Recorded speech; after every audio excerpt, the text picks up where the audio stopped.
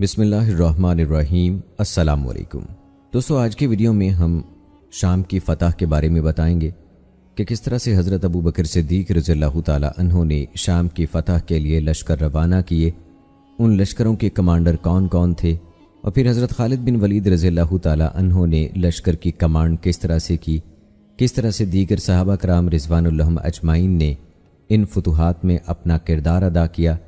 آج کی ویڈیو انتہائی اہم ہونے والی ہے، لہٰذا آپ اس ویڈیو کو آخر تک لازمی دیکھیے گا۔ تو آئیے دوستو، آغاز کرتے ہیں اپنی آج کی اس ویڈیو کا۔ دوستو، شام کے بارے میں مسلمانوں کی پیش قدمی کا اہتمام عہد نبوی ہی سے اس وقت شروع ہو گیا تھا جب نبی کریم صلی اللہ علیہ وآلہ وسلم نے رومی بادشاہ ہرقل کو خط لکھ کر اسلام کی دعوت دی تھی۔ آپ صلی اللہ علیہ وآلہ وسلم نے حارث بن ابی شمر غسانی کو بھی خط لکھا تھا، جو کہ بلقاء کا غسانی حکمران تھا اور کیسر کی طرف سے عربوں کا گورنر تھا۔ آپ صلی اللہ علیہ وآلہ وسلم نے اسے اسلام کی دعوت دی تو وہ غرور کی وجہ سے آمادہ فساد ہو گیا۔ اس نے رسول اللہ صلی اللہ علیہ وآلہ وسلم سے جنگ کرنے کا ارادہ کیا، لیکن اسے کیسر کی طرف سے ممانعت کا خط آ گیا۔ رسول اللہ صلی اللہ علیہ وآلہ وسلم نے حضرت زید بن حارثہ رضی اللہ تعالی عنہ کی قیادت میں شام کی طرف ایک لشکر روانہ کیا تھا، جس کی مقام موطا پر دشمن سے محاذ آرائی ہوئی۔ اس جنگ میں حضرت زید رضی اللہ تعالی عنہ، جعفر بن ابی طالب رضی اللہ تعالی عنہ اور عبداللہ بن رواحہ رضی اللہ تعالی عنہ یکے بعد دیگرے شہید ہو گئے۔ ان کے بعد لشکر قیادت حضرت خالد بن ولید رضی اللہ تعالی عنہ نے سنبھال لی، جن کے کامیاب جنگی مارکوں نے ان علاقوں کے باشندوں پر گہرے اثرات چھوڑے۔ ہم یہ بھی کہہ سکتے ہیں کہ نبی کریم صلی اللہ علیہ وآلہ وسلم نے اس غزوے کے ذریعے سے جابر رومی سلطنت کے خاتمے کی بنیاد رکھ دی تھی، اور شام میں واقع اس حکومت کی ہیبت کو عرب مسلمانوں کے دلوں سے نکال پھینکا تھا، اور مسلمانوں کو ان کے اصل مقصد یعنی اعلاء کلمۃ اللہ کی تکمیل کے لیے معنوی اور مادی تیاری پر آمادہ کیا۔ بلکہ آپ صلی اللہ علیہ وآلہ وسلم نے غزوہ تبوک میں بنفس نفیس مجاہدین اسلام کی قیادت فرمائی۔ رومی فوج کے ساتھ ٹکراؤ سے مسلمانوں کو ان کی قوت اور ان کے جنگی حربوں سے واقفیت ہوئی۔ ادھر ان غزوات سے اہل شام کو دین اسلام کے اصول و ضوابط اور ان کے اہداف پرکھنے کا موقع ملا۔ اس طرح بہت سے لوگ مسلمان بھی ہوئے۔ حضرت ابو بکر صدیق رضی اللہ تعالی عنہ رسول اللہ صلی اللہ علیہ وآلہ وسلم کے وضع کردہ منہج پر کاربند رہے، اس لیے انہوں نے نبی کریم صلی اللہ علیہ وآلہ وسلم کی وفات کے بعد حضرت اسامہ رضی اللہ تعالی عنہ کے لشکر کو روانہ کرنے پر شدت سے اصرار کیا، اور جب ذی القعدہ سے لشکر روانہ کیے تو حضرت خالد بن سعید بن عاص رضی اللہ تعالی عنہ کی قیادت میں ایک لشکر شام کے بالائی علاقوں کی طرف بھی بھیجا، اور انہیں حکم دیا کہ وہ مسلمانوں کی مدد کے لیے تیما کے مقام پر رک جائیں اور ان کے حکم کے بغیر وہاں سے نہ ہلیں، صرف ان لوگوں سے جنگ کریں جو ان پر حملہ آور ہوں۔ اس لشکر کی خبر رومی بادشاہ ہرقل کو ملی تو اس نے اپنے ماتحت عرب قبائل بحرا، سلیح، کلب، لخم، جزام اور غسان پر مشتمل ایک لشکر تیار کیا۔ حضرت خالد بن سعید رضی اللہ تعالی عنہ ان کی طرف لپکے اور انہیں ان کے قبائل ہی میں منتشر کر دیا۔ پھر حضرت ابو بکر صدیق رضی اللہ تعالی عنہ کو ان کی اطلاع دی۔ آپ نے جوابی خط میں انہیں پیش قدمی کا حکم دیا اور انہیں رومی فوجوں کی صف بندی سے پہلے ہی ان کی طرف بڑھنے کا حکم دیا، اور نصیحت کی کہ اپنی واپسی کا راستہ محفوظ بنائیں اور رومی علاقے میں زیادہ اندر تک نہ گھسیں۔ خلیفہ کے خط میں یہ بھی لکھا تھا کہ پیش قدمی کرو، ہرگز نہ رکو، اللہ تعالیٰ سے مدد طلب کرو۔ حضرت خالد بن سعید رضی اللہ تعالی عنہ پیش قدمی کرتے ہوئے بحیرہ مردار کے رستے قسطل تک پہنچ گئے اور مشرقی ساحل سمندر پر رومی فوج کو شکست دے کر اگلے سفر پر روانہ ہو گئے۔ اس موقع پر رومی غضبناک ہو گئے۔ انہوں نے تیما پر جمع کردہ لشکر سے بڑا لشکر تیار کیا۔ حضرت خالد بن سعید رضی اللہ تعالی عنہ نے ان کا اجتماع دیکھا تو خلیفۃ المسلمین کو امداد کے لیے خط لکھا تاکہ وہ اپنی پیش قدمی جاری رکھ سکیں۔ چنانچہ حضرت ابو بکر صدیق رضی اللہ تعالی عنہ نے حضرت اکرمہ رضی اللہ تعالی عنہ کی قیادت میں ایک زبردست متبادل لشکر روانہ کیا۔ مزید برآں ولید بن عقبہ رضی اللہ تعالی عنہ کی قیادت میں ایک اور لشکر بھی ان کی مدد کے لیے بھیج دیا۔ جب یہ حضرت خالد بن سعید رضی اللہ تعالی عنہ کے پاس پہنچے تو انہوں نے رومی فوج پر حملہ کرنے کا حکم دیا اور مرج السفر کا راستہ اختیار کیا۔ رومی کمانڈر ماہان بھی اپنا لشکر لے کر میدان میں آ گیا اور بحیرہ مردار کے جنوب میں آنے والے اسلامی لشکر کے قریب ہوتا گیا۔ ابھی اسلامی لشکر بحیرہ تبریہ کے مشرق میں مرج السفر پہنچا تھا کہ رومیوں نے اس موقع سے فائدہ اٹھایا اور مسلمانوں پر حملہ کر کے انہیں شکست سے دوچار کر دیا، اور ماہان نے سعید بن خالد بن سعید کے دستے پر حملہ کر کے انہیں شہید کر دیا۔ حضرت خالد رضی اللہ تعالی عنہ کو اپنے بیٹے کی شہادت کی خبر ملی اور معلوم ہوا کہ خود انہیں بھی چاروں طرف سے گھیرا گیا ہے، تو وہ گھڑ سوار دستے کے ساتھ گھیراؤ سے نکلنے میں کامیاب ہوئے، جبکہ حضرت اکرمہ رضی اللہ تعالی عنہ بقیہ لشکر کو شامی حدود تک لے گئے۔ حضرت ابو بکر صدیق رضی اللہ تعالی عنہ فتح شام کے بارے میں سوچ بچار کرتے رہتے تھے۔ اسی اثناء میں مرتدوں کے خلاف جنگ میں شریک ایک کمانڈر حضرت شرحبیل بن حسنہ رضی اللہ تعالی عنہ ان کی خدمت میں حاضر ہوئے اور عرض کیا، اے خلیفۃ المسلمین، کیا آپ کے دل میں شام کی طرف لشکر روانہ کرنے کا کوئی پروگرام ہے؟ آپ نے فرمایا، ہاں، میرے دل میں یہ پروگرام موجود ہے، لیکن میں نے اس بارے میں کسی کو کچھ نہیں بتایا، البتہ تم ضرور کسی وجہ سے اس بارے میں سوال کر رہے ہو۔ انہوں نے عرض کیا، جی ہاں اے خلیفۃ المسلمین، میں نے خواب دیکھا ہے کہ آپ ایک سخت دشوار پتھریلی زمین پر چل رہے ہیں، حتیٰ کہ آپ ایک پہاڑی چوٹی پر چڑھ گئے اور لوگوں کی طرف دیکھا، آپ کے ساتھ آپ کے ساتھی بھی ہیں، پھر آپ اس چوٹی سے اتر کر ایک نرم زرخیز زمین پر آ گئے جس میں فصلیں اگی ہوئی ہیں، بستیاں اور قلعے موجود ہیں۔ آپ نے مسلمانوں سے فرمایا، اللہ کے دشمنوں پر حملہ کر دو، میں تمہیں فتح کی ضمانت دیتا ہوں، غنیمت کے حصول کی گارنٹی بھی دیتا ہوں۔ میں بھی اس لشکر میں جھنڈے سمیت شامل تھا۔ میں اہل قریہ کی طرف گیا تو انہوں نے مجھ سے امان طلب کر لی، میں نے انہیں امان دے دی۔ پھر میں آپ کے پاس واپس پہنچا تو آپ ایک عظیم قلعے تک پہنچ چکے تھے، انہوں نے آپ سے صلح کر لی۔ اس طرح اللہ تعالیٰ نے آپ کو فتح یاب کر دیا۔ پھر اللہ تعالیٰ نے آپ کو ایک تخت عطا کیا، آپ اس پر تشریف فرما ہو گئے۔ پھر آپ سے عرض کیا گیا، اللہ تعالیٰ نے آپ کو فتح سے نوازا ہے اور آپ کی مدد کی ہے، لہٰذا آپ اپنے رب کا شکریہ ادا کریں اور اس کی اطاعت کرتے رہیں۔ پھر اس سورہ مبارکہ کی تلاوت کی گئی جس کا ترجمہ ہے، اے نبی، جب اللہ کی مدد اور فتح آ جائے اور آپ لوگوں کو دیکھیں کہ وہ اللہ کے دین میں گروہ در گروہ داخل ہو رہے ہیں، تو آپ اپنے رب کی حمد کے ساتھ تسبیح کیجیے اور اس سے بخشش مانگیے، بلا شبہ وہ بڑا توبہ قبول فرمانے والا ہے۔ اس کے بعد میری آنکھ کھل گئی۔ اس پر حضرت ابو بکر صدیق رضی اللہ تعالی عنہ نے فرمایا، تیری آنکھیں پرسکون رہیں، تم نے بہت اچھا خواب دیکھا ہے اور یہ بہت بہتر ہوگا انشاءاللہ۔ پھر حضرت ابو بکر صدیق رضی اللہ تعالی عنہ نے فرمایا، تم نے فتح کی خوشخبری اور میری موت کی اطلاع دی ہے۔ یہ بات کہتے ہوئے آپ کی آنکھوں سے آنسو نکل پڑے۔ آپ نے فرمایا، رہا وہ پتھریلا علاقہ جہاں سے ہم نے پہاڑ کی چوٹی پر چڑھ کر لوگوں کو جھانک کر دیکھا تھا، تو بے شک ہمیں دشمن کے معاملے میں مشکلات کا سامنا کرنا پڑے گا اور دشمن کو بھی مصیبت جھیلنی پڑے گی، پھر ہم دشمن پر غالب آ جائیں گے۔ وہاں ہمارا پہاڑ کی چوٹی سے اتر کر زرخیز زمین کی طرف جانا جس میں سرسبز و شاداب فصلیں، بستیاں اور قلعے تھے، تو اس سے مراد یہ ہے کہ ہم پہلے سے زیادہ آسانی پائیں گے اور ہمیں پہلے سے زیادہ زرخیز زمین میسر آئے گی۔ میرا مسلمانوں کو یہ حکم دینا کہ دشمن پر حملہ آور ہو جاؤ، میں تمہیں فتح اور غنیمت کی ضمانت دیتا ہوں۔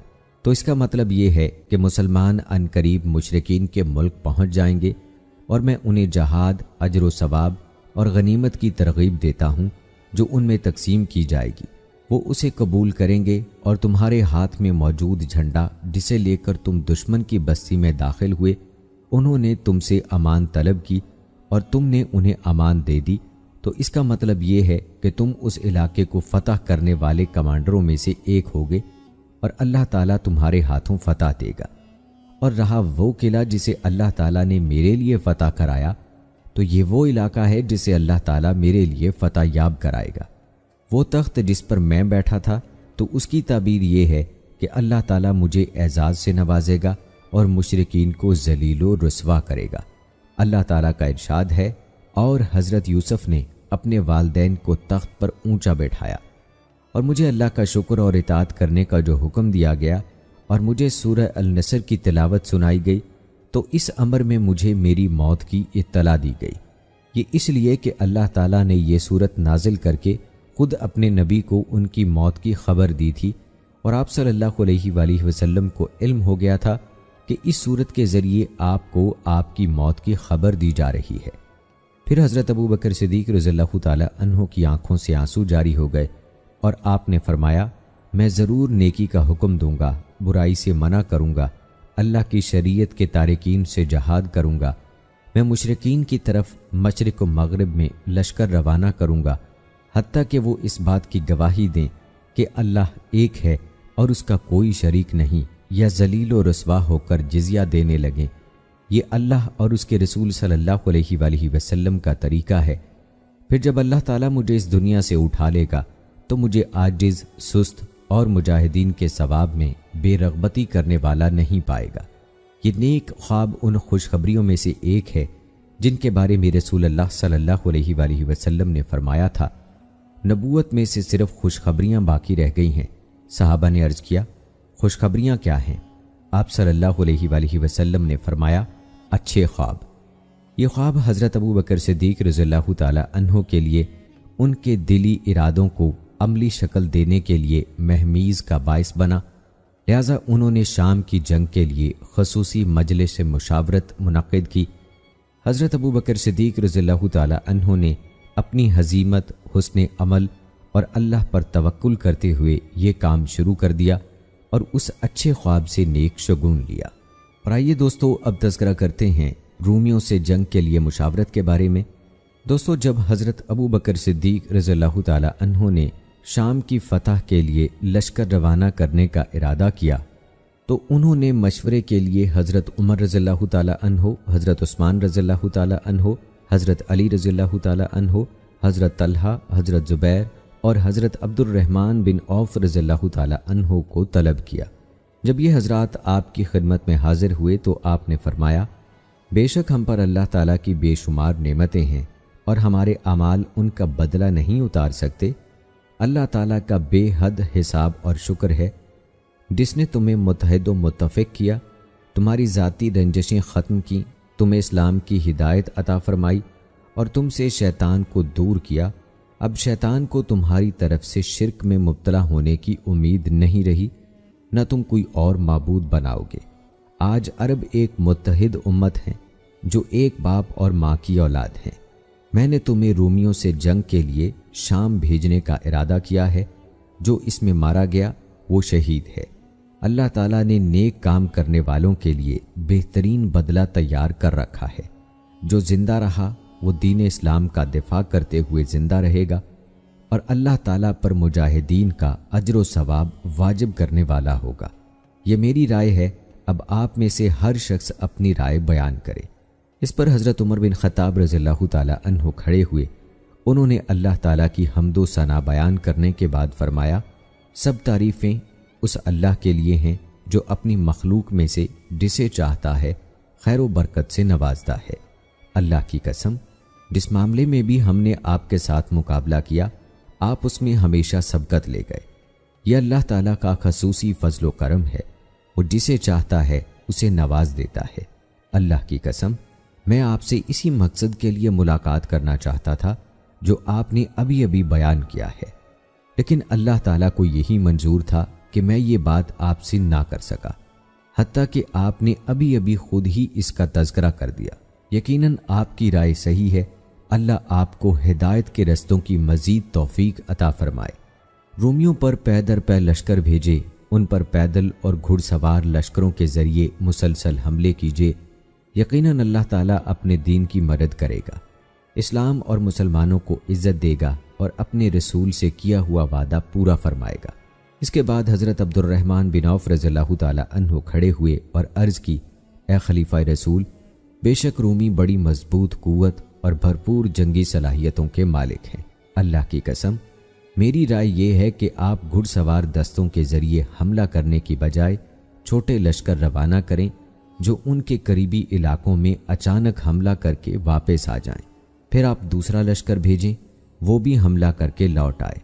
جب ان پر اس طرح کے کئی حملے ہو جائیں گے تو انہیں یقیناً نقصان پہنچے گا اور مسلمانوں کو مال غنیمت ملے گا جسے انہیں جنگی قوت حاصل ہوگی۔ پھر آپ دور دراز کے یمنی قبائل مزر اور ربیہ کو جمع کریں، پھر بذات خود لشکر کی قیادت فرمائیں یا کسی اور کی قیادت میں لشکر روانہ کریں اور ان پر پوری قوت سے بھرپور حملہ کر دیں۔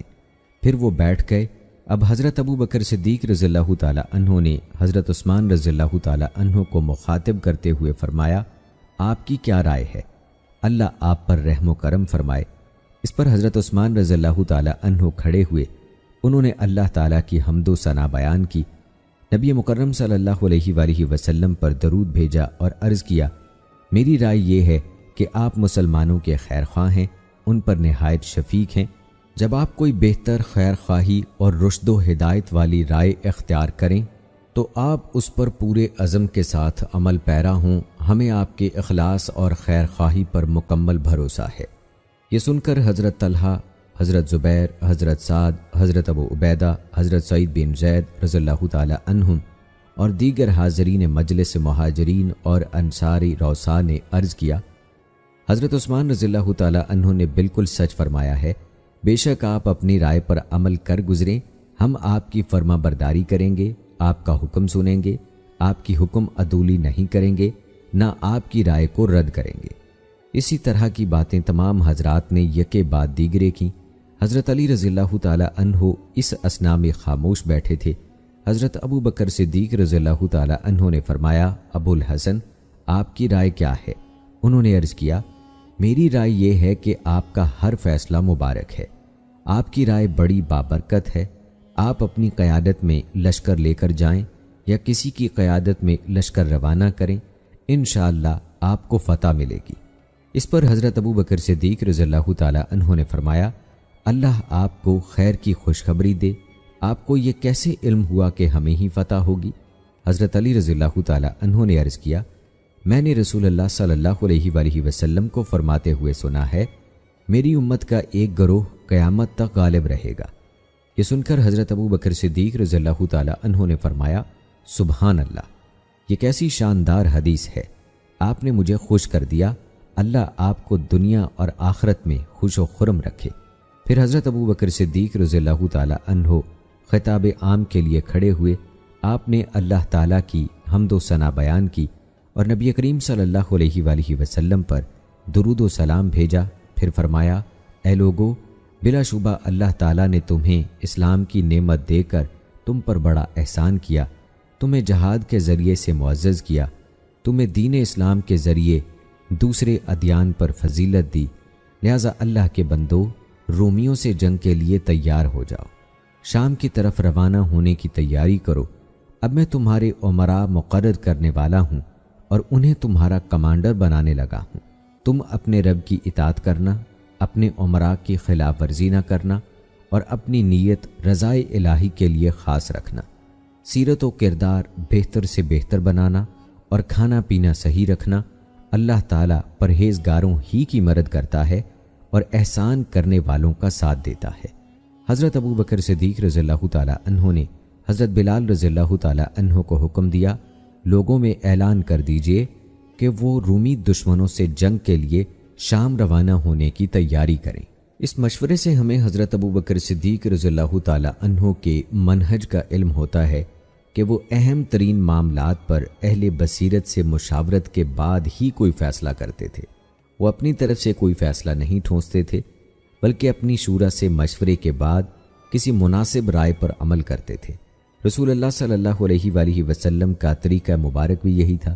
جب ہم اس مجلس مشاورت کی روداد پر غور کرتے ہیں تو معلوم ہوتا ہے کہ صحابہ کرام نے رومیوں کے ساتھ جنگ کے مسئلے پر حضرت ابو بکر صدیق رضی اللہ تعالی عنہ کے موقف کی مکمل موافقت کی، البتہ اس جنگ کے طریقہ کار پر ان کی آراء مختلف تھیں۔ حضرت عمر رضی اللہ تعالی عنہ کی رائے یہ تھی کہ پے در پے لشکر روانہ کیے جائیں، حتیٰ کہ شام میں ایک طاقتور فوج جمع ہو جائے اور پھر دشمن سے مقابلہ کیا جائے، جبکہ حضرت عبد الرحمن بن عوف رضی اللہ تعالی عنہ کی رائے یہ تھی کہ چھوٹے چھوٹے لشکروں کے ساتھ شام پر حملہ آور ہوا جائے، پھر یہ لشکر مدینہ منورہ لوٹ آئیں، حتیٰ کہ جب دشمن کمزور پڑ جائے اور اس کے دل پر رعب چھا جائے تو پھر بڑے لشکر کے ساتھ اس پر دھاوا بول دیا جائے۔ حضرت ابو بکر صدیق رضی اللہ تعالی عنہ نے اس لشکر میں حضرت عمر رضی اللہ تعالی عنہ کی رائے کو اختیار کیا اور حضرت عبد الرحمن رضی اللہ تعالی عنہ کی رائے کے مطابق عرب قبائل سے اپنے لشکروں کے لیے مدد طلب کی، خصوصاً اہل یمن کو اس جنگ کے لیے تیار کیا۔ اب کیسے حضرت ابو بکر صدیق رضی اللہ تعالی عنہ نے اہل یمن کو جہاد کی ترغیب دی، آئیے آپ کو بتاتے ہیں۔ حضرت ابو بکر صدیق رضی اللہ تعالی عنہ نے اہل یمن کو خط لکھا۔ انہوں نے جہاد فی سبیل اللہ کی یوں دعوت دی: بسم اللہ الرحمن الرحیم، خلیفہ رسول کی طرف سے یمن کے ہر اس مومن اور مسلم کے نام جسے یہ خط پڑھ کر سنایا جائے، السلام علیکم، میں تمہارے ساتھ اللہ تعالیٰ کا شکر ادا کرتا ہوں جس کے سوا کوئی معبود برحق نہیں، اما بعد، بے شک اللہ تعالیٰ نے مومنوں پر جہاد فرض کیا ہے اور انہیں حکم دیا ہے کہ وہ ہلکے ہوں یا بوجھل جہاد کے لیے نکلیں اور اپنے جان و مال کے ساتھ اللہ کی راہ میں جہاد کریں۔ جہاد اللہ کی طرف سے فرض ہے اور اللہ تعالیٰ کی بارگاہ میں اس کا ثواب بہت عظیم الشان ہے۔ ہم نے مسلمانوں کو رومیوں سے جنگ کی تیاری کا حکم دیا ہے اور وہ برق رفتاری سے تیار ہو گئے ہیں۔ ان کی نیت خالص ہے اور ان کی یہ نیکی بہت عظیم ہے، لہٰذا اے اللہ کے بندو، تم بھی اپنی نیتوں کو خالص کر لو اور اس عظیم مقصد کے لیے تیزی سے تیار ہو جاؤ جس کے لیے مسلمان تیاری کر چکے ہیں۔ یقیناً تمہیں دو خوبیوں میں سے ایک ملنے والی ہے، یا شہادت ملے گی یا فتح اور غنیمت حاصل ہوگی۔ بے شک اللہ تعالیٰ اپنے بندوں کے اقوال بغیر اعمال کے قبول نہیں کرتا، اور جہاد اس وقت تک جاری رہے گا جب تک اللہ کے دشمن دین حق کو قبول نہ کر لیں اور کتاب اللہ کے فیصلے کا اقرار نہ کر لیں۔ اللہ تعالیٰ تمہارے دین کی حفاظت فرمائے، تمہارے دلوں کو ہدایت یافتہ بنائے، تمہارے اعمال کا تزکیہ کرے اور تمہیں صبر کرنے والے مجاہدین کا اجر و ثواب عطا فرمائے۔ حضرت ابو بکر صدیق رضی اللہ تعالی عنہ نے یہ خط حضرت انس بن مالک رضی اللہ تعالی عنہ کے ہاتھ روانہ کیا۔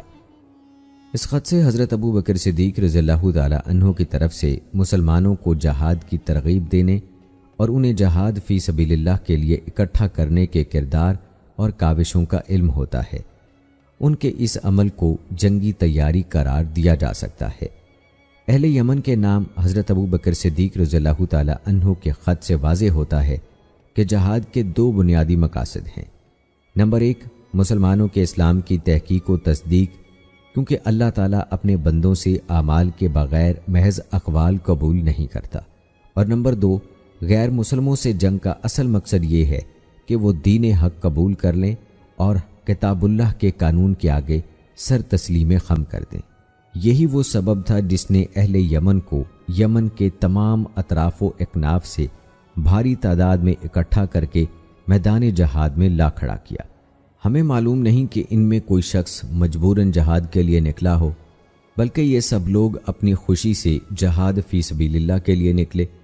یہ تمام قبائل اپنی عورتوں اور بچوں سمیت آ گئے، اور یہ لوگ جہاد کے شوق اور محبت سے سرشار تھے اور باطل کے خلاف بہت تیزی سے جمع ہو جاتے تھے۔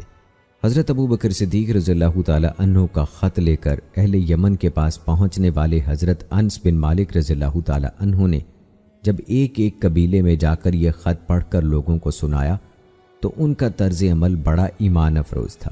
وہ فرماتے ہیں، میں نے جس کو بھی یہ خط پڑھ کر سنایا وہ اسے سنتے ہی بہت اچھا جواب دیتا اور کہتا، بس ہم چلنے ہی والے ہیں، یوں سمجھیے کہ ہم جہاد کے لیے نکل چکے ہیں۔ حضرت انس رضی اللہ تعالی عنہ فرماتے ہیں کہ میں ذوالقلع حمیری کے پاس پہنچا، اسے خط پڑھ کر سنایا اور اسے جہاد کی ترغیب دی تو وہ اسی وقت اپنا گھوڑا اور اسلحہ منگوا کر سوار ہوا اور اپنی قوم میں جہاد کا اعلان کرنے کے لیے چلا گیا۔ اس نے اس کام میں ذرا بھی دیر نہیں کی اور فوری طور پر معسکر قائم کرنے کا حکم دے دیا۔ ہم ابھی ادھر ہی تھے کہ اہل یمن کی بہت بڑی فوج اس کے معسکر میں جمع ہو گئی۔ اس نے اپنی قوم کو خطاب کرتے ہوئے کہا، تمہارے بھائیوں نے تمہیں مشرکوں سے جہاد کرنے اور اجر عظیم حاصل کرنے کی دعوت دی ہے، لہٰذا جو شخص جہاد کے لیے جانا چاہتا ہے وہ میرے ساتھ ابھی روانہ ہو جائے۔ حضرت انس بن مالک رضی اللہ تعالی عنہ 11 رجب 12 ہجری کو واپس آئے اور حضرت ابو بکر صدیق رضی اللہ تعالی عنہ کو اہل یمن کی آمد کی خوشخبری سنائی اور عرض کیا اہل یمن کے بہادر شاہ سوار آپ کے پاس پراگندہ حالت میں اپنے بیوی بچوں اور اموال سمیت حاضر ہو رہے ہیں۔ چند ہی دن بعد 16 رجب 12 ہجری کو ذوالکلاہ حمیری اپنی قوم سمیت مدینہ منورہ پہنچ گیا۔ اہل حمیر ہی فوری طور پر مدینہ منورہ نہیں پہنچے، بلکہ تمام اہل یمن نے اسی جذبے کا مظاہرہ کیا۔ ہمدان قبیلہ حمزہ بن مالک ہمدانی کی قیادت میں 2000 جوانوں کے ساتھ پہنچا۔ جب اہل یمن مدینہ منورہ آ گئے اور انہوں نے مسجد میں داخل ہو کر حضرت ابو بکر رضی اللہ تعالی عنہ کی تلاوت سنی تو خشیت الہی سے کانپ اٹھے، ان کے دل دہل گئے اور وہ زاروں کے تار رونے لگے۔ اس پر حضرت ابو بکر صدیق رضی اللہ تعالی عنہ بھی رو دیے۔ ذوالکلاہ حمیری نے دیکھا کہ حضرت ابو بکر صدیق رضی اللہ تعالی عنہ ایک دبلے پتلے بزرگ ہیں، انہوں نے سادہ ترین کپڑے پہنے ہوئے ہیں، ان پر کوئی ہیرے جواہرات نہیں جڑے ہوئے، ان کے خوبصورت سفید چہرے پر صرف ورع اور تقوی چھایا ہوا تھا، جبکہ ذوالکلاہ حضرت ابو بکر صدیق رضی اللہ تعالی عنہ کی خدمت میں یمن سے اس شان سے حاضر ہوا تھا کہ اس کے ارد گرد 1000 شاہ سوار تھے اور اس کے سر پر تاج چمک رہا تھا، اس کے لباس پر جواہرات ٹنگے ہوئے تھے، اس کی چادر پر سنہری کڑھائی تھی اور موتی چمک رہے تھے اور یاقوت و مرجان اپنی آب و تاب دکھا رہے تھے۔ ذوالکلاہ نے حضرت ابو بکر صدیق رضی اللہ تعالی عنہ کی سادگی، زہد اور تواضع دیکھی اور اس کے ساتھ ساتھ آپ کا وقار اور ہیبت دیکھی تو متاثر ہوئے بغیر نہ رہ سکا۔ ذوالکلاہ اور اس کے ساتھی سرداروں نے اپنی زیب و زینت ترک کر کے حضرت ابو بکر صدیق رضی اللہ تعالی عنہ جیسی سادگی اختیار کر لی۔ ذوالکلاہ نے حضرت ابو بکر صدیق رضی اللہ تعالی عنہ جیسا لباس پہننا شروع کر دیا، حتیٰ کہ ایک دن انہیں مدینہ منورہ کے بازار میں اس حال میں دیکھا گیا کہ انہوں نے اپنے کندھوں پر بکری کی کھال رکھی ہوئی تھی۔ اس پر ان کا خاندان پریشان ہو گیا اور ان سے کہا، آپ نے ہمیں انصار و مہاجرین کے مابین رسوا کر دیا ہے۔ اس پر انہوں نے جواب دیا، تم چاہتے ہو کہ میں جاہلیت کی طرح مسلمان ہونے کے بعد بھی جبار بن کر رہوں؟ نہیں، اللہ کی قسم، اللہ کی اطاعت و تواضع اور اس دنیا میں زہد ہی سے کی جا سکتی ہے۔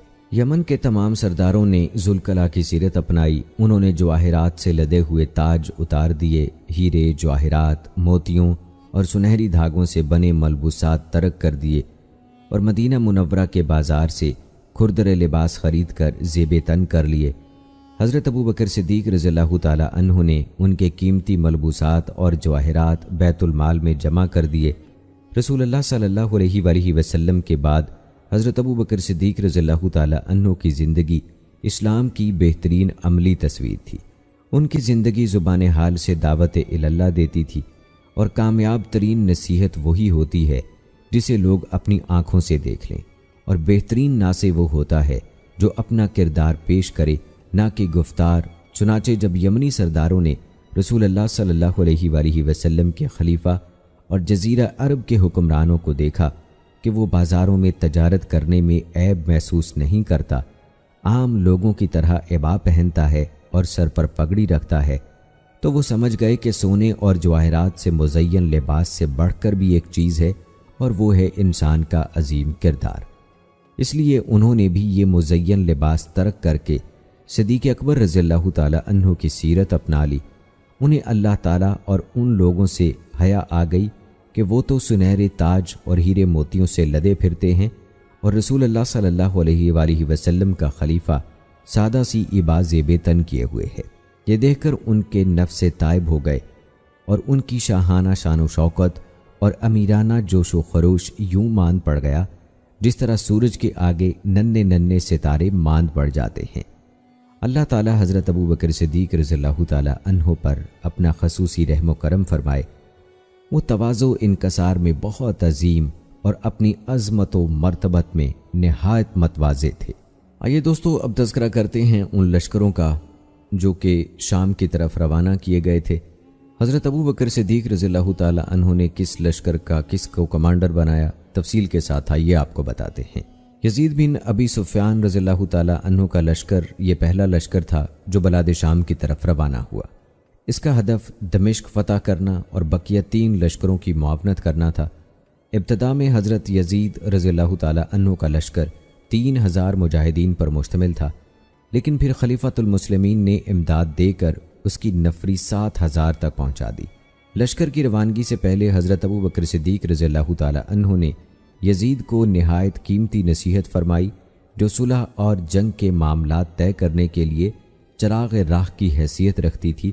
आपने उन्हें पैदल चलकर अलविदा किया और उनको जो इरशादात फरमाए वो भी आपको बताते हैं। लेकिन एक बात यहाँ पर क्लियर करता चलूँ, ये यजीद जिनके बारे में आपको बता रहे हैं ये हज़रत अबू सुफ़ियान रज़ियल्लाहु ताला अन्हो के बेटे हैं।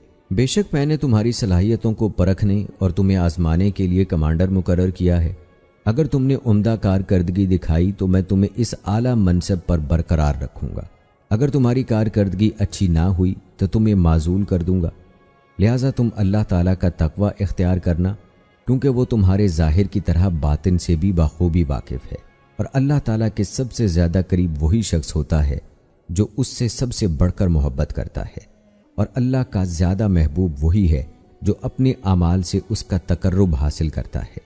मैंने तुम्हें खालिद बिन सईद बिन आस रज़ियल्लाहु ताला अन्हो की जगह कमांडर मुकर्रर किया है। हज़रत खालिद बिन सईद रज़ियल्लाहु ताला अन्हो ने हज़रत अबू बकर सिद्दीक़ रज़ियल्लाहु ताला अन्हो से माजरत की थी कि उन्हें कमांडर ना बनाया जाए। जाहलियत के तासुब से बचना, क्योंकि अल्लाह ताला जाहलियत और जाहिलों से नफ़रत करता है।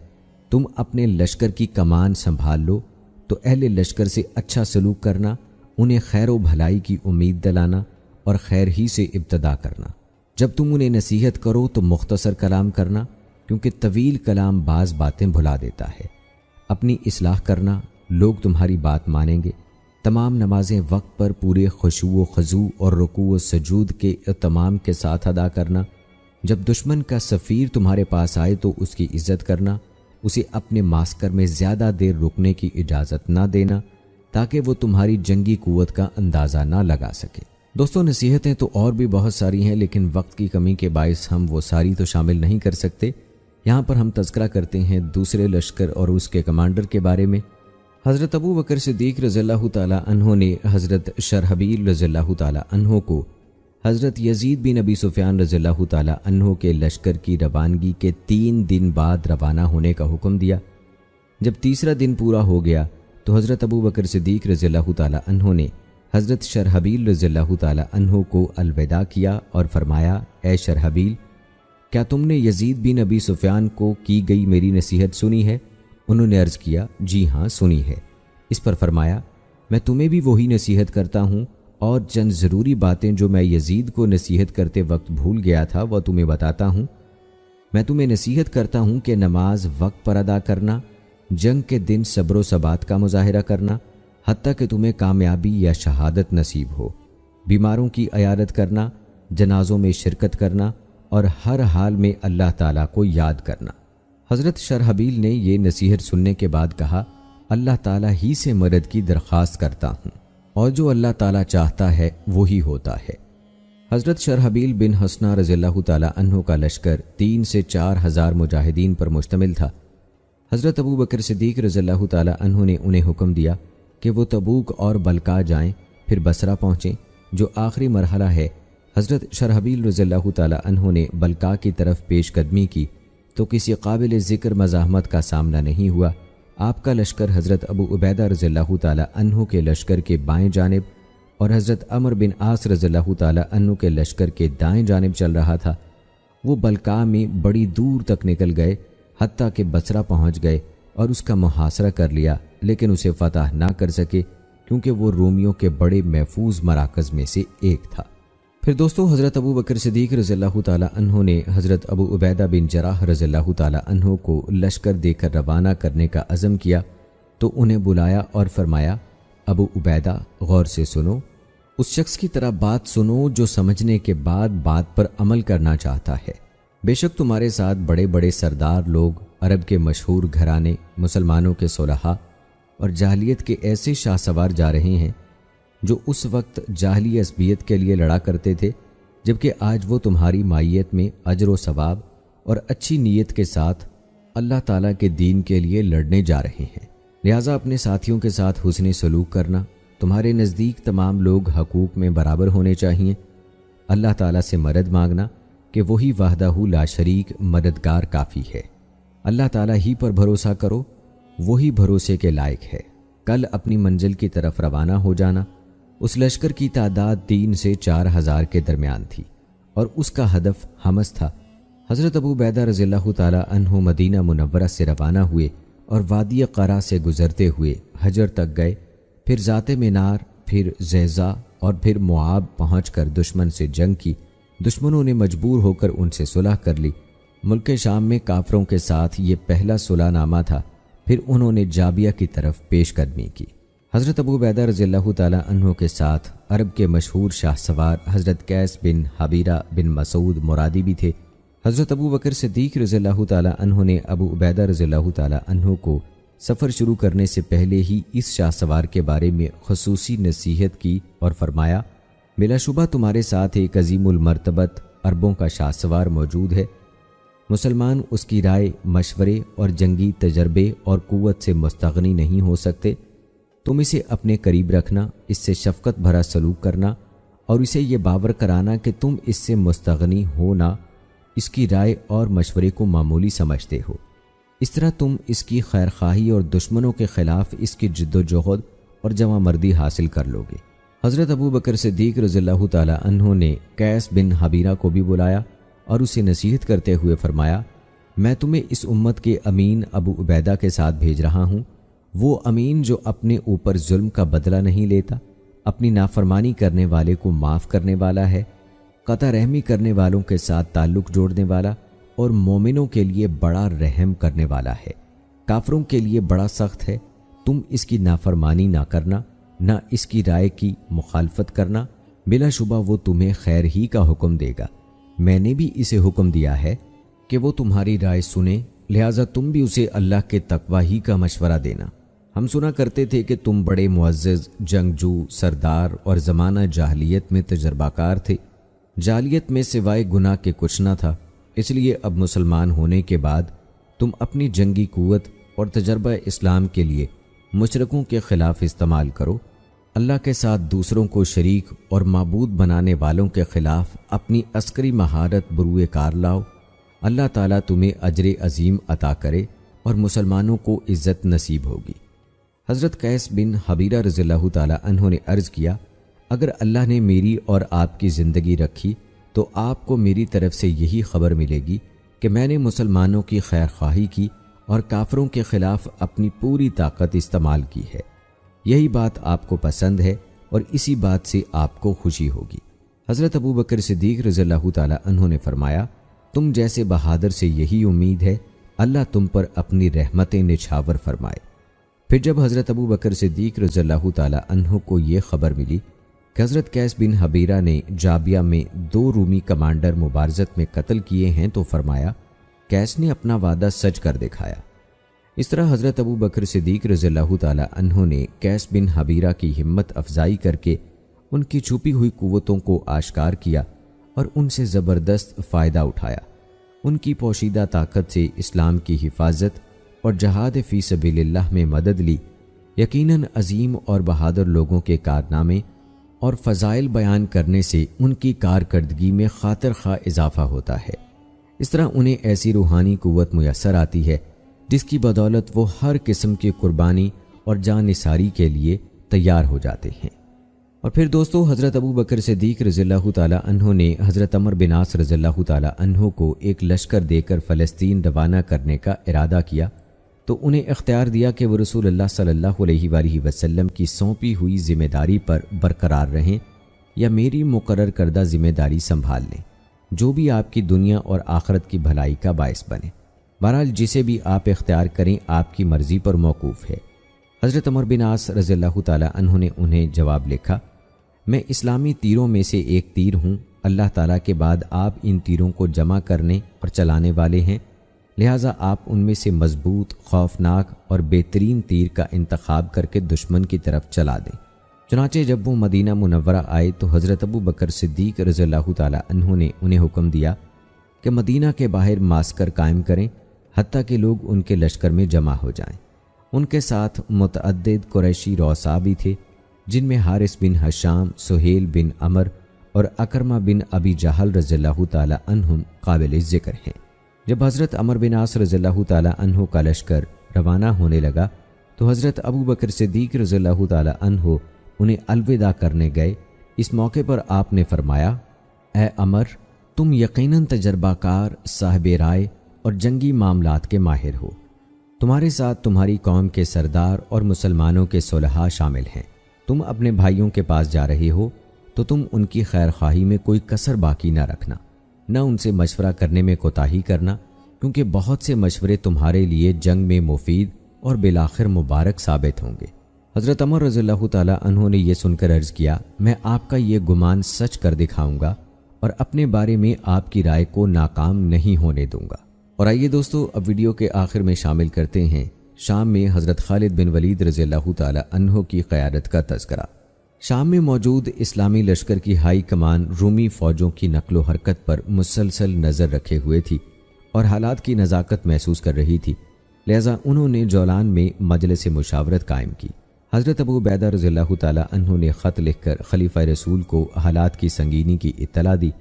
اس کے ساتھ ساتھ انہوں نے یہ فیصلہ بھی کیا کہ تمام اسلامی لشکر اپنے اپنے مفتوحہ علاقے خالی کر دیں اور وہاں سے نکل کر ایک جگہ جمع ہو جائیں، تاکہ رومی فوج کے پلان کو ناکام بنا کر رومی فوج کو تمام اسلامی لشکروں کے ساتھ فیصلہ کن مارکے پر مجبور کیا جا سکے۔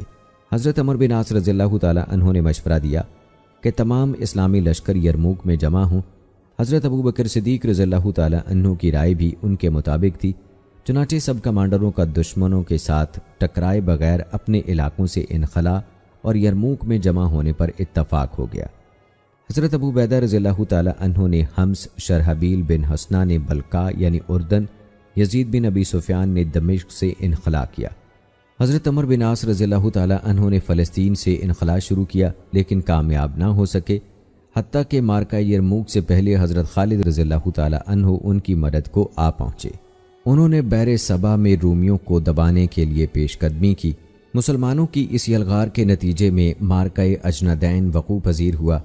جب حضرت ابو بکر صدیق رضی اللہ تعالیٰ عنہ کو حضرت ابو عبیدہ بن جراح رضی اللہ تعالیٰ عنہ کا خط ملا جس میں انہوں نے حالات کی خبر دی تھی، تو انہوں نے حضرت ابو عبیدہ رضی اللہ تعالیٰ عنہ کو اپنا علاقہ خالی کر کے یرموک میں جمع ہونے کا حکم دیا اور فرمایا، اپنے گھڑ سوار دستے بستیوں اور ان کے گرد و نواح میں پھیلا دو اور رومی فوج کی سپلائی لائن کاٹ دو، لیکن مدائن کا محاصرہ میرا حکم آنے تک مت کرنا۔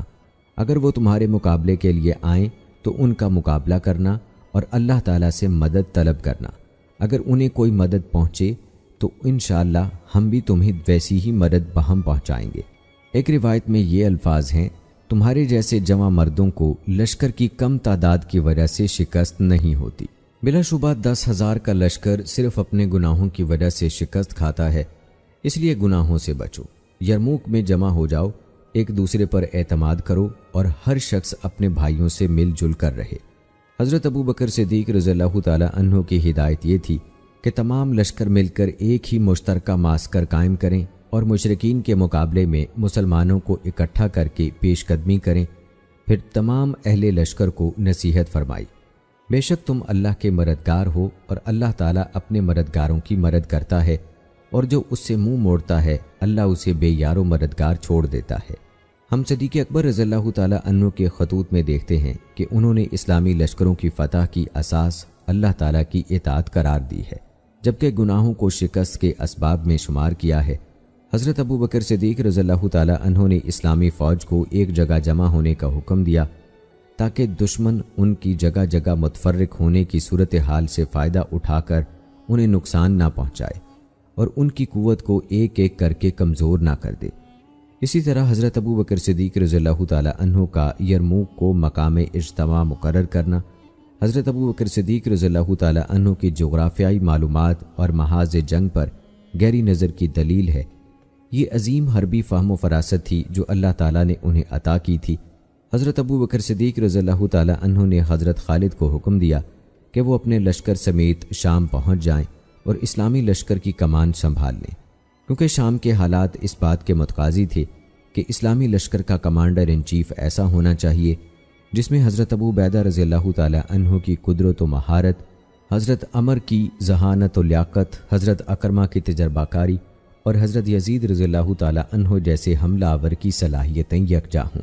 یہ کمانڈر زبردست فوجی صلاحیتوں سے مالا مال اور معاملات کو نپٹانے کی قدرت رکھتا ہو، دانائی، چالاکی اور دشمن پر لپکنے اور جپٹنے کی خوبی سے مزین ہو، مزید برآں معاملات کو باریک بینی سے سمجھ سکتا ہو اور جنگی مارکوں کا طویل تجربہ رکھتا ہو۔ حضرت ابو بکر صدیق رضی اللہ تعالی عنہ نے اس مہم کے لیے حضرت خالد بن ولید رضی اللہ تعالی عنہ کا انتخاب کیا، انہیں عراق میں خط لکھا اور انہوں نے خلیفہ کے احکام کی تعمیل کی۔ وہ اپنے لشکر سمیت ایسا کٹھن اور دشوار گزار صحرائی سفر کر کے شام پہنچے جس کی تاریخ میں نظیر نہیں ملتی۔ حضرت ابو بکر صدیق رضی اللہ تعالی عنہ کی امداد شام پہنچتی رہی اور وہ جدید ترین جنگی حربوں سے دشمن کی تکنیک کا بھرپور جواب دیتے رہے، دشمن کی ٹیکنیکل، مادی اور نفسیاتی چالوں کا مؤثر توڑ کرتے رہے۔ رومیوں کی چالوں کا مقصد حضرت ابو بکر صدیق رضی اللہ تعالی عنہ کو دائیں بائیں کی باتوں میں الجھا کر ان کی توجہ مارکا آرائی سے ہٹانا تھا۔ خود ایک رومی لیڈر نے بیان دیا کہ اللہ کی قسم، ہم ابو بکر کو اتنا مشغول کریں گے کہ وہ ہمارے علاقوں میں گھڑ سوار دستے بھیجنا بھول جائیں گے۔ حضرت ابو بکر صدیق رضی اللہ تعالی عنہ نے اس کا جواب دیتے ہوئے فرمایا، اللہ کی قسم، میں حضرت خالد بن ولید رضی اللہ تعالی عنہ کے ذریعے عیسائیوں کو خود انہی کے شیطانی وسوسوں کے جال میں پھنسا دوں گا۔ کئی اہم معاملات حضرت ابو بکر صدیق رضی اللہ تعالی عنہ کی ہدایات کی روشنی میں طے پائے، جن میں اسلامی لشکر کا یرموک میں جمع ہونا، حضرت خالد کی قیادت اور مقام مارکا کی نشاندہی شامل ہے۔ اسے حضرت ابو بکر صدیق رضی اللہ تعالی عنہ کی اپنے لشکر کی نقل و حرکت کے بارے میں تمام معاملات اور بصیرت کا پتہ چلتا ہے۔ جب یہ لشکر مدینہ منورہ سے روانہ ہوئے تو یہ مختلف راستوں پر نکلے تھے۔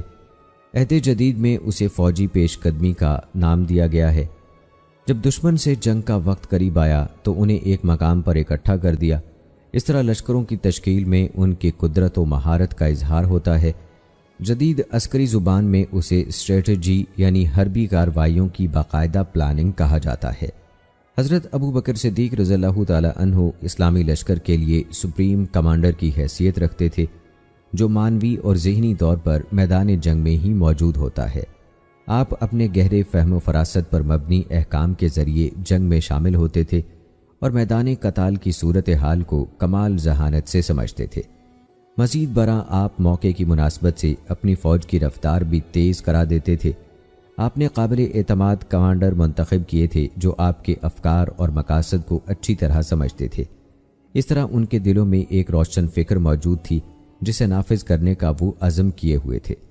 وہ اسے اس خوبی سے نافذ کرتے تھے گویا خلیفہ بنفس نفیس ان کا نفاذ کر رہا ہے۔ خلیفہ اپنے لشکر کی اس طرح رہنمائی کرتا گویا کہ وہ خود ان میں موجود ہو۔ اس طرح قائد اور مجاہدین اپنے خلیفہ کی موجودگی محسوس کرتے جو ان کی قیادت کرتا اور انہیں ہدایات دیتا۔ اس طرح ان کی کوششیں خلیفہ کے احکامات اور ہدایات کے عین موافق ہوتی۔ جب حضرت ابو بکر صدیق رضی اللہ تعالی عنہ نے حضرت خالد رضی اللہ تعالی عنہ کو اسلامی لشکر کی کمان سنبھالنے کے لیے شام بھیجا تو حضرت ابو بکر صدیق رضی اللہ تعالی عنہ نے حضرت ابو عبیدہ رضی اللہ تعالی عنہ کو بھی خط لکھا۔ اس میں انہیں حضرت خالد رضی اللہ تعالی عنہ کے سالار اعلیٰ ہونے کی خبر اور ان کی اطاعت و فرما برداری کا حکم دیا، ساتھ ہی ان کی کمان کا سبب بھی بیان کیا۔ آپ نے لکھا، میں نے شام میں رومیوں سے جنگ کے لیے قیادت خالد کو سونپی ہے، تم اس کی مخالفت نہ کرنا، اس کی اطاعت کرنا اور اس کا حکم ماننا۔ میں نے اسے تمہارا امیر مقرر کیا ہے۔ مجھے علم ہے کہ تم اس سے بہتر ہو، لیکن میرے خیال میں اسے تم سے زیادہ جنگی مہارت حاصل ہے۔ اللہ تعالی ہم سب کو رشد و ہدایت کے راستے پر چلنے کی توفیق عطا فرمائے۔ حضرت خالد رضی اللہ تعالی عنہ کے تقرر کے بارے میں ابو عبیدہ رضی اللہ تعالی عنہ کے نام لکھا گیا خط عراق کی طویل مسافت طے کرتا ہوا ایمان و زہد کا پیغام لے کر شام پہنچا۔ اس خط کا مضمون یہ تھا، ابو عبیدہ بن جراح کے نام خالد بن ولید کا خط۔ السلام علیکم، میں اللہ تعالیٰ کا شکر گزار ہوں جس کے سوا کوئی معبود برحق نہیں، اما بعد میں اپنے لیے اور آپ کے لیے اللہ تعالیٰ سے خوف والے دن سے امن اور دنیا میں عصمت کا سوال کرتا ہوں۔ میرے پاس خلیفہ رسول کا خط آیا ہے، اس میں انہوں نے مجھے شام پہنچنے کا حکم دیا ہے۔ اس میں انہوں نے یہ منصب طلب کیا نہ اس کا ارادہ کیا۔ نہ اس بارے میں انہیں کوئی خط لکھا۔ آپ اپنے منصب عالی پر ہیں، اللہ آپ پر اپنی رحمتیں نازل فرمائے۔ آپ کی نافرمانی نہیں کی جاتی، نہ آپ کی رائے کا کوئی مخالف ہے۔ آپ کی رائے کے بغیر ہر فیصلہ ادھورا رہے گا۔ بلا شبہ آپ امت مسلمہ کے سادات میں سے ہیں۔ آپ کے فضائل و مناقب کا کوئی انکاری نہیں، آپ کی رائے سے کوئی مستغنی نہیں ہو سکتا۔ اللہ تعالی ہم پر اور آپ پر اپنے احسان و کرم کی نعمتیں مکمل فرمائے اور ہمیں اور آپ کو اپنی رحمت سے عذاب جہنم سے محفوظ فرمائے۔ والسلام علیکم ورحمۃ اللہ۔ پیغام رساں کے پاس مسلمانوں کے لیے عمومی خطاب نامہ بھی تھا۔ اس میں یہ لکھا تھا، اما بعد، بے شک میں اللہ تعالیٰ سے سوال کرتا ہوں جس نے ہمیں اسلام کی بدولت عزت و شرف سے نوازا اور اپنے نبی محمد صلی اللہ علیہ وآلہ وسلم کے ذریعے سے ہمیں مکرم بنایا، ہمیں ایمان کی بدولت فضیلت بخشی۔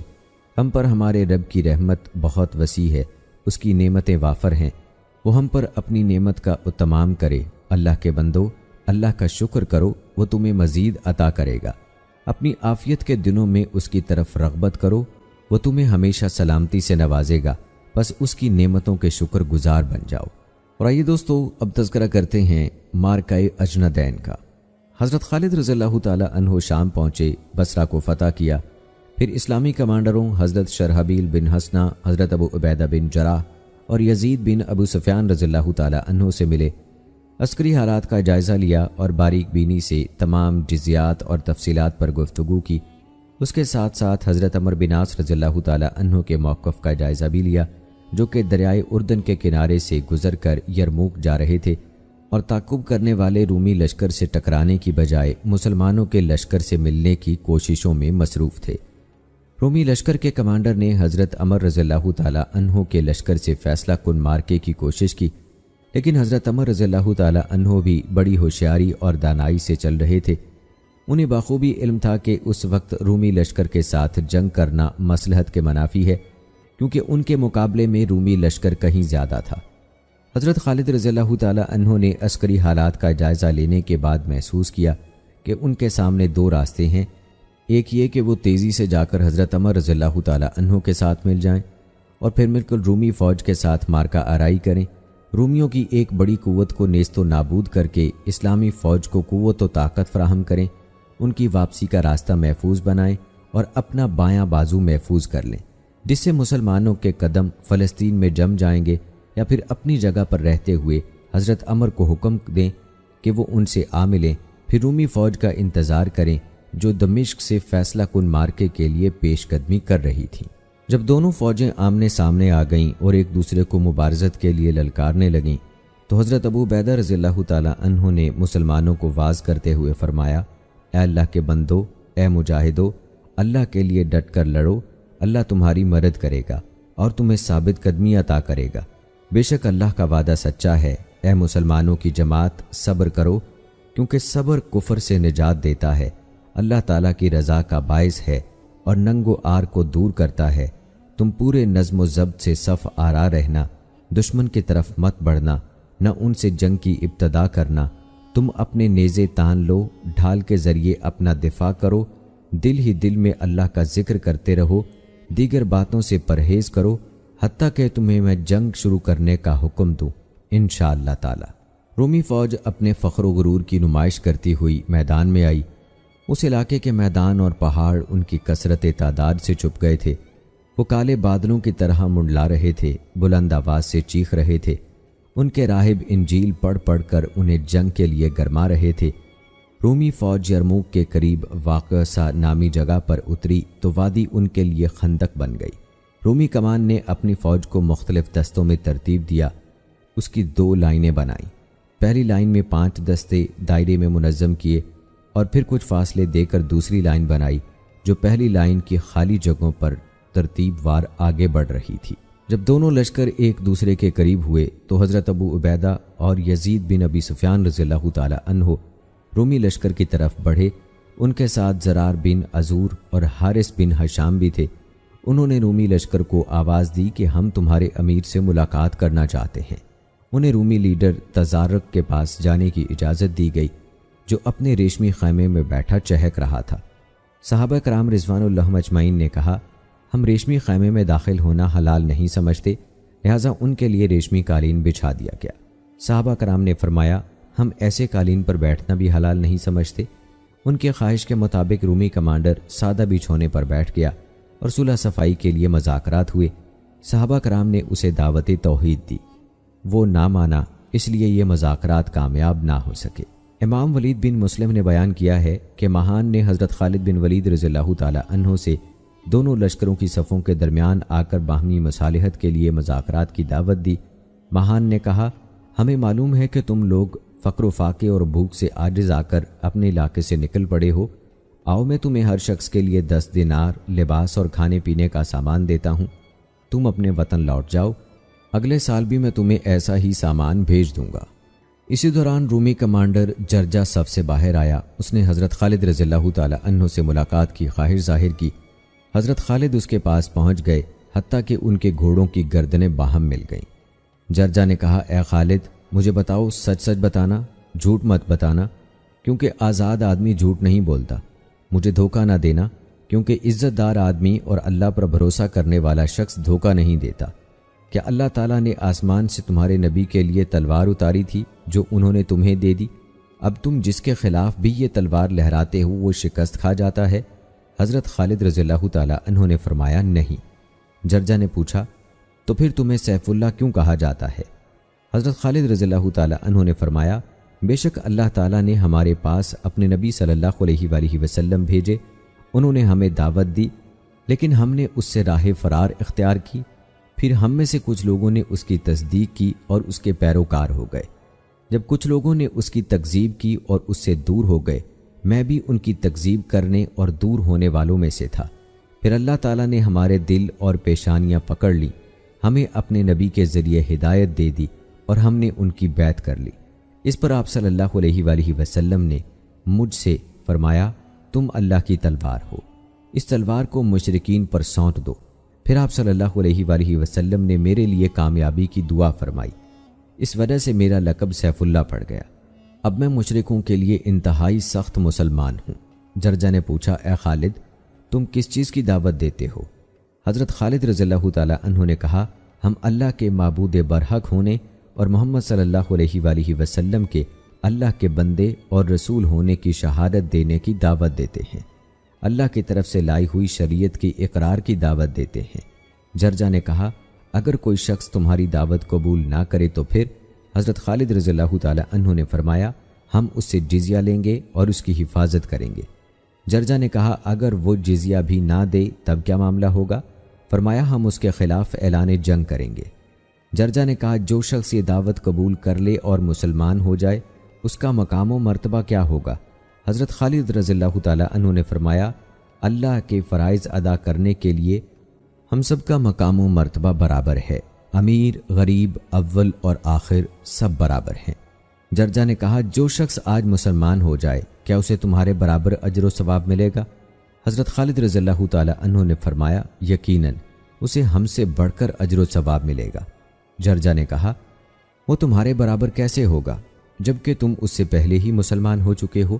حضرت خالد رضی اللہ تعالی عنہ نے فرمایا ہمارے لیے اس کے سوا اور کوئی چارہ ہی نہیں تھا، ہم نے اپنے نبی صلی اللہ علیہ وآلہ وسلم کی بیعت کی جبکہ وہ زندہ تھے اور ہمارے درمیان موجود تھے، ان کے پاس آسمانی خبریں آتی تھیں، وہ ہمیں کتاب اللہ سکھاتے، ہمیں معجزات و آیات دکھاتے، اس لیے جس شخص نے ہماری طرح معجزات دیکھے ہوں اور وہ باتیں سنی ہوں جو ہم نے سنی تھیں اس پر لازم تھا کہ وہ مسلمان ہو جاتا اور بیعت کرتا، لیکن تم نے وہ معجزات نہیں دیکھے جو ہم نے دیکھے تھے، اور جو حیرت انگیز عجائبات و دلال ہم نے سنے وہ تم نے نہیں سنے، اس لیے تم میں سے جو شخص خالص اور حقیقی نیت کے ساتھ مسلمان ہو جائے وہ یقیناً ہم سے افضل ہوگا۔ جرجا نے کہا اللہ کی قسم کھا کر بتاؤ کہ تم نے مجھے جو کچھ بتایا ہے کیا وہ سچ سچ بتایا ہے اور مجھے دھوکہ تو نہیں دیا؟ حضرت خالد رضی اللہ تعالی عنہ نے فرمایا اللہ کی قسم میں نے تمہیں بالکل سچ بتایا ہے اور جو کچھ تم نے پوچھا ہے اس پر اللہ گواہ ہے۔ اس موقع پر جرجا نے اپنے گھوڑے کی باگ موڑی اور حضرت خالد رضی اللہ تعالی عنہ کے ساتھ ہو لیا اور عرض کیا مجھے اسلام سکھاؤ۔ حضرت خالد رضی اللہ تعالی عنہ اسے اپنے خیمے میں لے گئے، ایک مشکیزہ پانی ڈیل کر اسے غسل کرایا اور 2 رکعت نماز پڑھائی۔ ادھر رومی یہ سمجھے کہ ان کے کمانڈر نے حضرت خالد رضی اللہ تعالی عنہ پر حملہ کر دیا ہے، اس لیے وہ بھی حملہ آور ہو گئے اور مسلمانوں کو ان کی جگہوں سے پیچھے دھکیلنے میں کامیاب ہو گئے، سوائے محافظ دستے کے جن کے قائد حضرت اکرمہ بن ابی جہل رضی اللہ تعالی عنہ اور ان کے چچا حارث بن حشام رضی اللہ تعالی عنہ تھے۔ رومی فوج کی صفیں سیارات کی طرح آگے بڑھیں تاکہ اسلامی لشکر پر چاروں طرف سے حملہ کریں۔ رومی فوج کے میسرہ یعنی بائیں لشکر نے مسلمانوں کے دائیں لشکر پر حملہ کر دیا۔ مسلمانوں کے بائیں طرف کی فوجیں چھٹ گئیں، ان کا قلب خالی ہو گیا۔ رومی فوج اسلامی صفوں کو توڑنے میں کامیاب ہو گئے اور لشکر کے آخر تک پہنچ گئے۔ حضرت خالد رضی اللہ تعالی عنہ نے اپنے گھڑ سوار دستے کے ساتھ رومی میسرہ پر حملہ کر دیا جس نے مسلمانوں کے میمنہ پر حملہ کیا تھا۔ حضرت خالد رضی اللہ تعالی عنہ انہیں شکست دے کر ان کے قلب تک پہنچ گئے۔ اس حملے میں 6000 رومی مارے گئے۔ پھر حضرت خالد رضی اللہ تعالی عنہ نے فرمایا، اس ذات کی قسم جس کے ہاتھ میں میری جان ہے، رومیوں کے پاس صبر و ثبات کی اتنی سی مقدار ہی باقی بچی ہے جو تم دیکھ آئے ہو۔ مجھے امید ہے کہ اللہ تعالی ہمیں ان پر غالب کرے گا۔ پھر حضرت خالد رضی اللہ تعالی عنہ نے اپنے صرف 100 شاہ سواروں کے ساتھ ان کے 1,00,000 فوجیوں پر حملہ کر دیا۔ یہ حملہ اس قیامت کا تھا کہ رومی شکست کھا گئے۔ مسلمانوں نے یکجا ہو کر ان پر حملہ کیا تو وہ بھاگ کھڑے ہوئے اور مسلمان ان کا پیچھا کر کے انہیں قتل کرنے لگے۔ اس جنگ میں مسلمان شہداء کی تعداد 3000 تھی، جن میں صحابہ کرام، مسلمانوں کے شیوخ اور اکابر بھی شامل تھے۔ اس جنگ میں شہادت پانے والوں میں حضرت اکرمہ بن ابی جہل رضی اللہ تعالی عنہ، ان کے بیٹے عمر، سلمہ بن حشام، عمر بن سعید اور ابان بن سعید وغیرہ شامل تھے۔ اللہ تعالیٰ تمام صحابہ کرام سے راضی ہو جائے۔ حضرت ابو بکر صدیق رضی اللہ تعالی عنہ کی وفات کی خبر اس وقت پہنچی جب مسلمان رومی فوج کے خلاف صف آرا تھے۔ حضرت خالد رضی اللہ تعالی عنہ نے یہ خبر مسلمانوں سے چھپا لی تاکہ وہ جنگ میں کمزوری نہ دکھائیں۔ جب فتح مکمل ہو گئی تو انہوں نے مسلمانوں کو یہ خبر سنا دی۔ حضرت عمر فاروق رضی اللہ تعالی عنہ نے حضرت خالد رضی اللہ تعالی عنہ کی جگہ اسلامی لشکر کا کمانڈر ان چیف حضرت ابو عبیدہ رضی اللہ تعالی عنہ کو مقرر کر دیا۔ حضرت خالد نے فاروق اعظم رضی اللہ تعالی عنہ کا یہ حکم شرع صدر سے قبول کیا۔ انہوں نے مسلمانوں سے حضرت ابو بکر صدیق رضی اللہ تعالی عنہ کی تعزیت کرتے ہوئے فرمایا، سب تعریفیں اس اللہ کے لیے ہیں جس نے ابو بکر کو اپنے پاس بلا لیا۔ وہ مجھے عمر رضی اللہ تعالی عنہ سے زیادہ محبوب تھے۔ تمام تعریفیں اس اللہ کی ہیں جس نے عمر رضی اللہ تعالی عنہ کو حکمران بنایا۔ وہ مجھے ابو بکر کی نسبت کم محبوب ہیں، لیکن اللہ تعالیٰ نے مجھے عمر رضی اللہ تعالی عنہ کی محبت سے بھی نوازا ہے۔ اس کے بعد حضرت ابو عبیدہ رضی اللہ تعالی عنہ شام میں اسلامی لشکر کے کمانڈر ان چیف بنے۔ حضرت کیکا بن عمر رضی اللہ تعالی عنہ نے جنگ یرموک کے بارے میں شعر کہے تھے کہ کیا تم نے نہیں دیکھا کہ ہم نے یرموک میں بھی اسی طرح شاندار فتح پائی جس طرح ہم عراقی جنگوں میں کامیاب ہوئے تھے۔ ہم نے اصیل گھوڑوں پر سوار ہو کر مدائن اور مرج سفر کے آزاد علاقوں کو فتح کیا۔ اس سے پہلے ہم نے بصرہ فتح کیا تھا جو پرزور پروپیگنڈا کرنے والوں کا محفوظ ترین مرکز تھا۔ ہم نے ہر اس شخص کو تیز دھار تلواروں سے قتل کر دیا جس نے ہمارا مقابلہ کرنے کی کوشش کی۔ ہمارے پاس ان کا مال غنیمت موجود ہے۔ ہم نے رومیوں کو قتل کیا، حتیٰ کہ یرموک میں وہ دبلے پتلے شخص کی بھی برابری نہ کر سکے۔ ہم نے تیز دھار تلواروں سے وقوسہ میں ان کی جمعیت کا شیرازہ بھی کھیر دیا۔ سحر دم ان کی کشتوں کے پشتے لگ گئے تھے، ایسی شکست کھا گئے جو بڑی تلخ تھی۔ ہرکل کو اپنی فوج کی بدترین شکست کی خبر سن کر شدید صدمہ ہوا۔ جب انطاکیہ میں اس کے لشکر پہنچے تو اس نے پوچھا، تمہاری بربادی ہو، مجھے بتاؤ تو صحیح تم کن لوگوں سے جنگ ہار کر آئے ہو؟ کیا وہ تمہاری ہی طرح کے انسان نہیں؟ بگھوڑوں نے جواب دیا، ہم مسلمانوں سے اس لیے شکست کھا گئے کہ مسلمان ایک شب بیدار قوم ہیں، راتوں کو تہجد پڑھتے ہیں اور دن کو روزہ رکھتے ہیں، عہد پورا کرتے ہیں، نیکی کا حکم دیتے ہیں، برائی سے روکتے ہیں، آپس میں عدل و انصاف کرتے ہیں، جبکہ ہم شراب پیتے ہیں، بدکاری کرتے ہیں، حرام کاموں کا ارتکاب کرتے ہیں، بدعہدی کرتے ہیں، ظلم و ستم ڈھاتے ہیں، برے کاموں کا حکم دیتے ہیں، اللہ کو راضی کرنے والے کاموں سے روکتے ہیں اور زمین میں فساد کرتے ہیں۔ یہ سن کر ہرکل نے کہا، تم نے سچ کہا۔ تو دوستو، یہ تھے حالات و واقعات شام کی فتح کے جو حضرت ابو بکر صدیق رضی اللہ تعالی عنہ کے دور میں ہوئی، اور پھر اس کی قیادت حضرت خالد رضی اللہ تعالی عنہ نے کی۔ کیسی لگی آج کی ویڈیو کمنٹ باکس میں ضرور بتائیے گا۔ ملتے ہیں اگلی ویڈیو میں، تب تک کے لیے مجھے اجازت دیں۔ فی امان اللہ۔